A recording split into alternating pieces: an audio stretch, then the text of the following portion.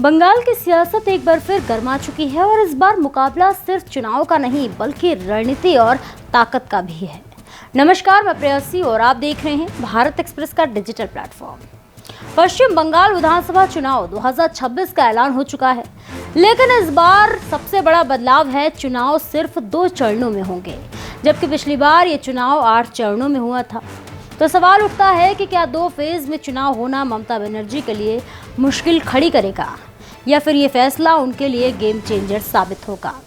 राज्य की 294 सीटों पर मतदान होना है। पहला चरण 23 अप्रैल को और दूसरा चरण 29 अप्रैल को, जबकि नतीजे 4 मई को आएंगे। राजनीतिक एक्सपर्ट्स मानते हैं कि इस बार ममता बनर्जी के सामने चुनौती पहले से ज्यादा कठिन हो सकती है, क्योंकि पिछले 15 सालों से सत्ता में रहने के कारण राज्य में एक एंटी इनकम्बेंसी फैक्टर यानी सत्ता विरोधी लहर भी देखने को मिल रही है।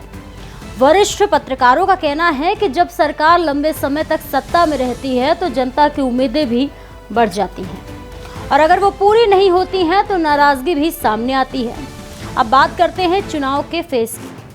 पिछली बार 8 चरणों में चुनाव होने से ममता बनर्जी को एक बड़ा फायदा मिला था। उन्हें अपनी पार्टी कैडर और संसाधनों को एक क्षेत्र से दूसरे क्षेत्र में शिफ्ट करने का समय मिल जाता था, लेकिन इस बार सिर्फ 6 दिनों के अंतर में 2 चरणों में 294 सीटों पर वोटिंग होगी, यानी 152 सीटें पहले फेज में और 142 सीटें दूसरे फेज में।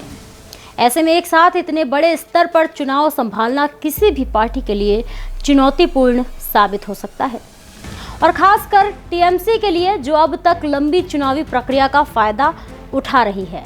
हालांकि दिलचस्प बात तो यह है कि जब चुनाव आयोग की टीम बंगाल आई थी तो ज्यादातर राजनीतिक दलों ने कम चरणों में चुनाव की मांग की थी, लेकिन टीएमसी ने इस मुद्दे पर खुलकर कुछ नहीं कहा था। अब सवाल यह है कि क्या ये चुप्पी रणनीति थी या मजबूरी।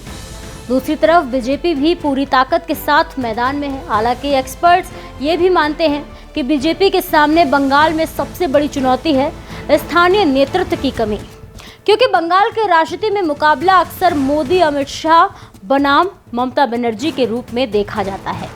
ममता बनर्जी की छवि एक मजबूत और जुझारू नेता की है जो सीधे टकराव में विश्वास रखती है।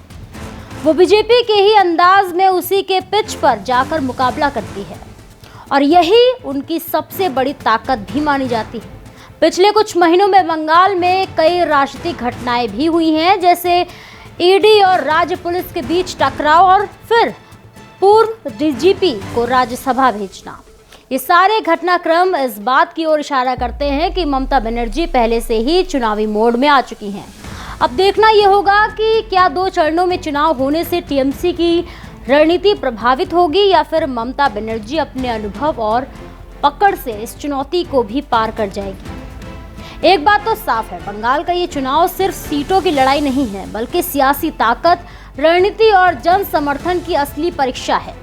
और नतीजे आने तक हर दिन, हर बयान और हर रणनीति इस चुनाव को और दिलचस्प बनाती रहेगी। फिलहाल इस खबर में इतना ही। ऐसे ही और भी देश दुनिया की तमाम खबरों को देखने के लिए देखते रहिए भारत एक्सप्रेस डिजिटल।